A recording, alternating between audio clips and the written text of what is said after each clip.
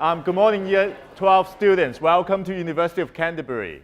My name is Alex Yip. I'm a senior lecturer in Department of Engineering. So today I'm going to give you a short 25 minutes lecture on towards a sustainable future through engineering. So before I go into this lecture, the content, I would like to do a brief introduction of myself. This is my name. I'm Alex Yip, originally from Hong Kong. I was educated in Hong Kong, raised in Hong Kong, and I studied my chemical engineering degree at University of New South Wales in Australia.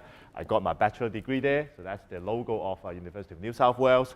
And then I moved back to my hometown. I did my research master in environmental engineering at the Hong Kong University of Science and Technology, and also I did my PhD in the same institute in chemical engineering, specialized in nanotechnology. And after that, I moved on to work as a postdoctoral research fellow at University of California at Berkeley in US, working on catalysis. And I participated in together with Caltech and also Stanford University, work on a process called methanol conversion. So that's a bit of background on myself. Actually, at UC, especially within College of Engineering, it's not uncommon to have a professor or academics who have a similar diversity in terms of the academic background and experience as I do. So if you decide to come to UC, join us 2 years later, you will have opportunity to expose yourself to a multicultural environment as well as knowledge gained through your professor from everywhere around the world. So in Department of Chemical Process Engineering, I'm a principal investigator of a lab called Laboratory for Energy and Environmental Catalysis. How many of you doing chemistry in high school? Right, probably a more relevant question. How many of you like chemistry? How many of you do not like chemistry, but you are still doing it? We got some hands up. So hopefully by the end of these 20 minutes or 25 minutes, I'm lucky enough to be able to inspire you and let you know that what you're learning actually are more meaningful than what you actually know, right? So the learning outcome I have 25 minutes to impress you. And by the end of this session, you should know the idea of sustainability and what we engineers need to do in order to make the world more sustainable. So I'm going to show you 2 examples I'm able to convince you that being an engineer is more than just building bridges and roads. We are here to shape human civilization. Right, so to set the scene, I'm going to show you this very interesting software called Gapminder. How many of you have heard of this before? You have. You probably have seen it from YouTube. This is a very interesting software and I found it very interactive and very informative. So in this graph here, what we are looking at is life expectancy on the y-axis, and then income on the x-axis. So this is annual income per person. Microscopically, this information probably doesn't mean too much because I'm not trying to tell you how much we earn as an engineer, but income, if you have that data for a long period of time, you can consider that as an indication of how modernized or how developed a country is. And hence, what we are trying to look at is how life expectancy, or population if you liked, as a function of income. So on this graph, you see many balls with different colors. Each of these balls here represent a country on the world map, and the color will indicate where that country actually is sitting. So red represents, for example, Asia-Pacific region, yellow are European countries, and blues are African countries, and green are those countries from Northern and Southern America. So what I'm going to do now is I'm going to press play. And what you see at the background is the number. So 18 represents year 1800.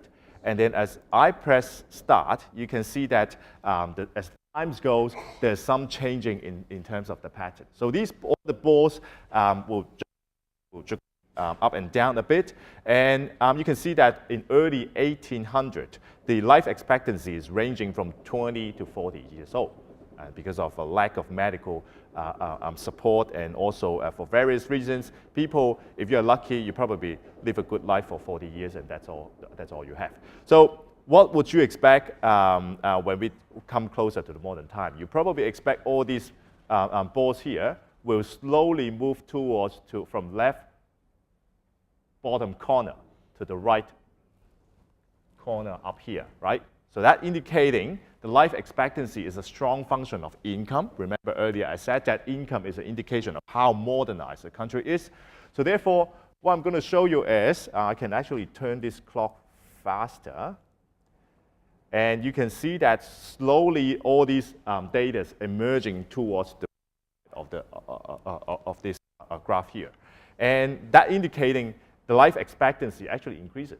So people are living a good life.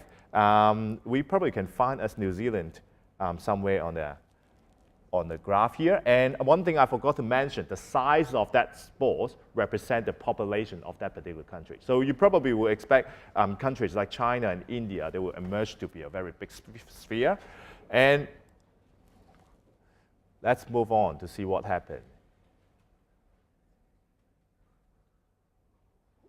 Did you see what just happened? Around between 1810 to 1820, there's a significant drops of world population. What happened at that year? World War I, right? So that's what happened in World War I. So population dropped, and then population start to grow at a very rapid rate, and you will expect another drop here, right, around 1945. So there's redistribution of the life expectancy data, indicating that so China just did a funny thing here. What happened? Cultural revolution. Many people actually died from it, right? So people die from it, die from hunger and all sorts of reasons and political reasons. So later, you will see that basically life expectancy of about 50 years old is not achievable now in the modern days. So what I'm trying to tell you is population growth, world population growth, and that helped me to bring me to what I'm trying to tell you. So world population growth, the data show that what you just saw, 1,000 years for the world population to reach 1 billion, around 1800, when the Gapminder started. After that, it took only 130 years to reach 2 billion, 30 years to reach 3 billion. Then in every 12 to 24 years, the world population is increased by 1 billion, now standing at around 7 billion. So what does it really mean? It means that, well, of course, we have more people breathing and we do respiration in our body, and every one of us will generate CO2. But everyone knows that we will have global warming issues, right? So that is caused by greenhouse gases, namely CO2 and methane, mostly because of CO2. And the population growth is not only the population growth itself contributed to CO2, but the human activities that we engaged in increased the CO2 concentration in the atmosphere a lot. So this graph here, that the blue line shows you how CO2 increases over the years, and you can see that increases very rapidly in the past 60 years. And as I mentioned, for greenhouse gases that contribute to global warming, CO2 is the predominant component, but if you have some nasty thing like methane, CH4, it could potentially cause an even more severe global warming. In terms of the power of global warming, methane is 20 times more severe than CO2. So these figures here shows that the CO2 concentration in the atmosphere is now about 411 ppm, increasing from 315 ppm 60 years ago. So ppm is a unit that indicates how concentrated CO2 is in our atmosphere. So CO2 increase associated with world population growth, and not surprisingly, that leads us to a problem of global warming, right? So this figure here is an image photoshopped it. So it shows that a polar bear sitting on an iceberg. So this is actually a fake image to try to make the point. However, what you're seeing on the right is the real thing that is what is happening from the Earth perspective. Earth is burning because of the temperature is exceeding deviated from the average value. So this graph here, this figure here shows that you have temperature increase, and then apparently in the past 60 years, the world temperature actually deviated from the, so temperature increased. Now, back to the main point that I'm trying to bring across to you. I'm going to talk about sustainability. So you have seen the two problems that we mentioned. One is the world population growth, and then the other one is the secondary problem because of that, that is the CO2 concentration grow rapidly in the atmosphere. So what is sustainability? How many of you have heard of this word before? Sustainability. Some people think of it as a buzzword that is used interchangeably with being green, for example, but sustainability refers to the quality of a state or process that allows it to be maintained indefinitely. And sustainable development is meeting the needs of the present generation without compromising the ability of future to meet their own needs. Basically, when we evaluate sustainability of a company or an organization, we're looking at three areas. We're looking at whether that company can make money, so that's probably the most important thing for many people, but not only that. In addition to looking at the economic performance, we also look at the social responsibility of the company as well as environmental responsibility. So a truly sustainable organization or company must meet these three criteria, what we call triple bottom line. So, well, you saw that we have two problems, right? Well, so what was and is the role of engineers in making the world more sustainable?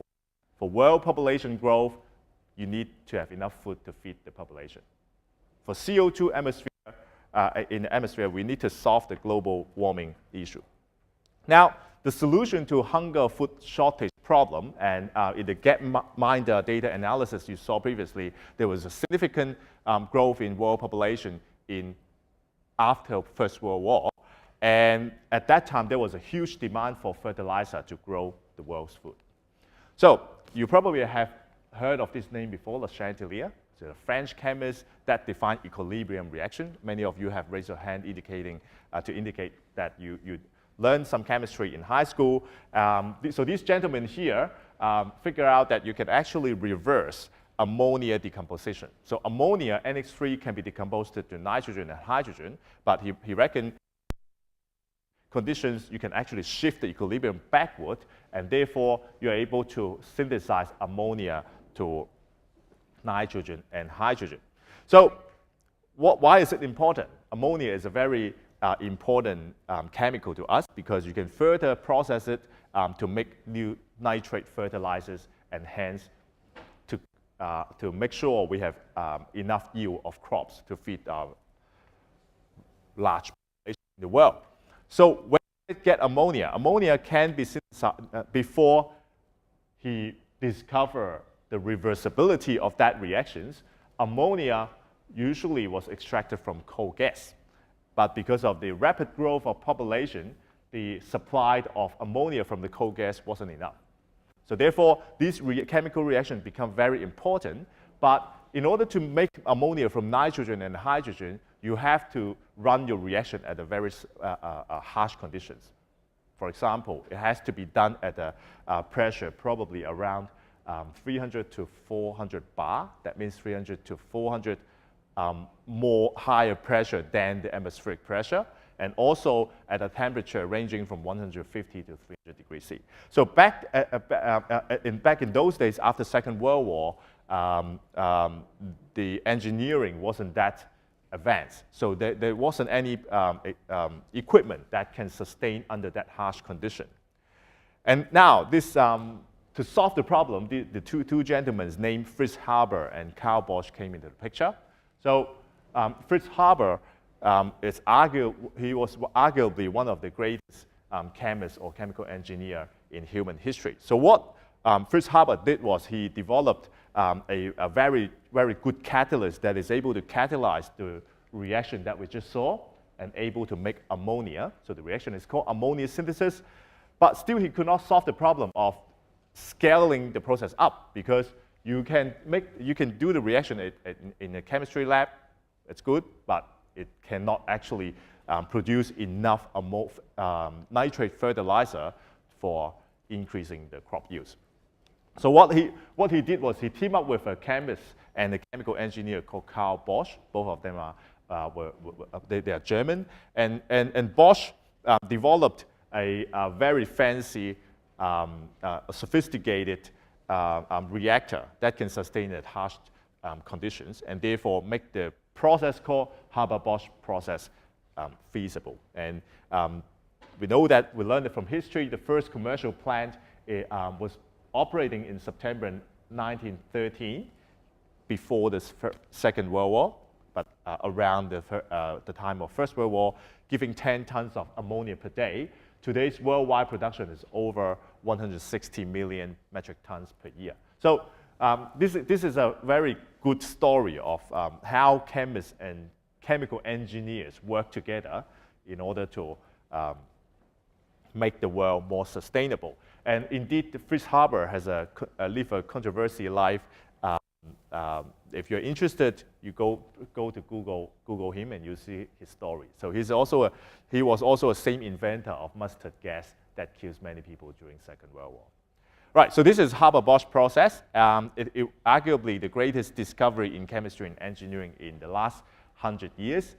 In my opinion, people can live without internet. You can live without computer or cell phone that makes your life very convenient, and also you can live without TV game. But imagine if we did not have a Haber-Bosch process, a lot of people will suffer from hunger. So the data show us that almost even now, 1/3 of the people in the world we are feeding on Haber-Bosch process. So these people, your 3 men here represent the Earth population, and 1/3 of our population is fed by Haber process.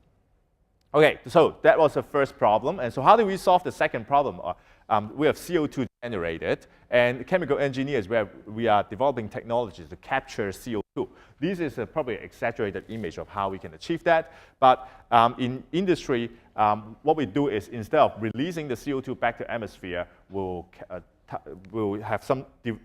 we are developing some technologies to capture the CO2 and then utilize the CO2 instead of releasing it. So we develop nanomaterials with nanopores to separate and capture CO2. Actually, in my lab, we are synthesizing this material called zeolite. It is a microporous material with a nano size of cage and channels that allows only specific molecules with specific size to pass through. And then with the right size, you can actually capture CO2, and under certain conditions, you can release that CO2. So you can really utilize this material to separate CO2 from gases like methane, CO, or hydrogen. What do we do after we separate it? After we separate the CO2, again, we're not going to release it back to the atmosphere. So in chemical engineering, we have different reactions and techniques to utilize this CO2. Basically, what we do is similar to what nature does by fixing the CO2 into a plant. So instead of fixing it into a plant, we store the CO2 as part of the chemical feedstock, and we use it as a fuel, convert it to some intermediates. We can convert it to polymers, inorganics, and organics carbonates. We can make carboxylate and lactones. We can store it in a biomass, and then later on, when we want to use the carbon content in the biomass, we can gasify it again and make it become synthesis gas, and therefore further process. So what we do here at UC, how many of you did doing biology together with learn biology together with chemistry? So you probably have seen or learned the structure of natural leaves. So this is a picture of natural leaves involving a structure called thylakoid and also corpus. So what nature really does amazing things. So the structure, the structure of the leaves is able to harvest light very efficiently and convert the CO2 and also utilizing the energy gained from the sun, convert the CO2 back to glucose. What we're trying to do is we're trying to mimic that mechanism using catalysis. So in my lab, this is already a published work in a journal called RSC Advances last year. And in our lab, we we make photocatalysts. So what photocatalyst does is to try to mimic the chemistry in the natural leaves. And this is a microscopic image of the artificial leaves. So you can see that, so what we did was we take a natural leaf, just pick it from, I asked my PhD student, take one leaf from his backyard, and then we do some wet chemistry method, the leaves internally and externally with the titanium dioxide particle, which is the photocatalyst, and then we burn off the organic content. And leaving behind, we have exactly the negative image of the leaves, and maintaining with the structure, biological structure of the leaves maintained in the leaves. So this is TiO2, and it's actually, the whole thing is a catalyst with the leaf arrangement. So what we found is that we can actually utilize this structure to harvest light efficiently, and then able to convert CO2 to reduce CO2 to carbon monoxide and even to methane. So this is a very good demonstration of how engineering at nanoscale can allow us to do something that we wasn't able to do previously. So that was about it. Thank you very much for your attention, and hopefully we talk about the definition of sustainability, and I'll show you two examples of how chemical engineers can help to shape civilization. So we managed to solve the food shortage problem as shown in history, and we are in the direction of combating global warming. Okay, so with that, I'd like to wrap up my lectures. I welcome any questions if you have. Thanks.